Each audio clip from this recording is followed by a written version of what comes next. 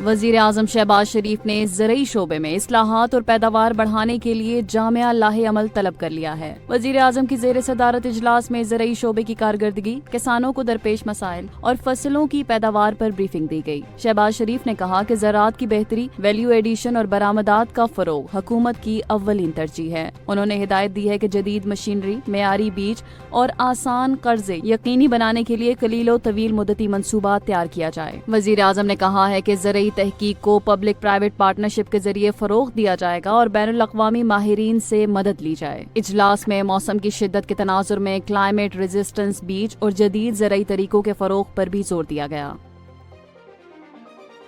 وزیر اعلیٰ مراد علی شاہ کی زیر صدارت سندھ کابینہ کے اہم اجلاس میں پینشن اصلاحات سمیت متعدد فیصلوں کی منظوری دے دی گئی ہے۔ اجلاس میں پینشن اصلاحات کا نوٹیفیکیشن محکمہ خزانہ کے ذریعے جاری کرنے کا فیصلہ ہوا، جبکہ لیبر ڈپارٹمنٹ کو کم از کم اجرت کا نوٹیفیکیشن قانونی تقاضے پورے کر کے جاری کرنے کی ہدایات کی گئی ہیں۔ زرعی انکم ٹیکس رولز کی منظوری بھی دی گئی ہے، جس کے تحت زمینداروں کو سندھ ریونیو بورڈ کے ساتھ رجسٹریشن لازمی ہوگی۔ اجلاس میں سکھر اور حیدرآباد میں انڈسٹریل انکلیوز، تھرکول سے چھوڑ تک ریلوے لائن اور بٹخیلا میں ووکیشنل ٹریننگ سینٹر کے قیام کے منصوبوں کی منظوری دے دی گئی۔ ڈی ایچ اے کو پانی فراہمی کے منصوبے، ہب ڈیم کی مرمت اور واٹر بورڈ کے لیے 10.56 ارب روپے بلا سود قرض کی بھی منظوری دی گئی۔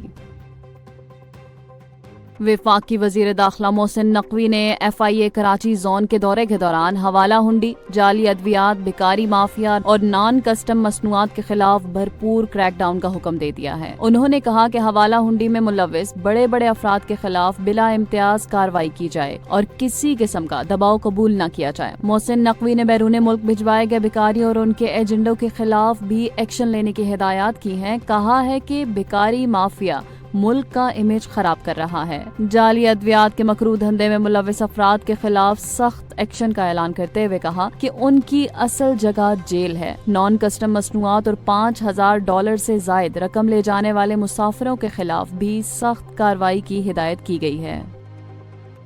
وفاقی وزیر اطلاعات عطا اللہ تارڑ نے کہا ہے کہ پاکستان میں کھیلوں کے فروغ میں سپورٹس جرنلزم نے کلیدی کردار ادا کیا ہے۔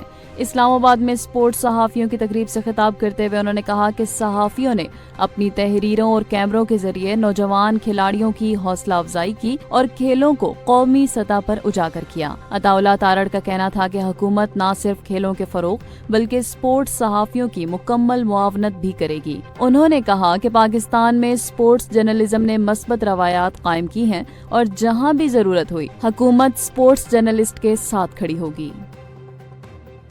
وزیر اعظم شہباز شریف نے تربیلا ڈیم کے سپل وے آپریشن سے ممکنہ طغیانی کے خدشے کا اظہار کرتے ہوئے خبردار کیا ہے کہ دریائے سندھ کے زیریں اضلاع میں سیلابی صورتحال پیدا ہو سکتی ہے۔ انہوں نے متعلقہ اداروں کو ہدایت کی ہے کہ خطرے والے علاقوں کے عوام کو بروقت آگاہ کیا جائے اور پیشگی حفاظتی اقدامات یقینی بنائے جائیں۔ وزیر اعظم نے این ڈی ایم میں ریسکیو اداروں اور ضلعی انتظامیہ کو حالیہ بارشوں کے تناظر میں ہمہ وقت چوکس رہنے کی ہدایت دی ہے۔ ادھر پنجاب میں ممکنہ سیلابی صورتحال کے پیش نظر وزیر اعلیٰ مریم نواز نے اٹک اور ڈیرہ غازی خان میں متعلقہ اداروں کو ہائی الرٹ کر دیا ہے۔ انہوں نے زور دیا ہے کہ طغیانی سے بچاؤ کے لیے تمام دستیاب وسائل استعمال کیے جائیں اور نشیبی علاقوں سے لوگوں کو محفوظ مقامات پر منتقلی فوری اور مؤثر انداز میں مکمل کی جائے۔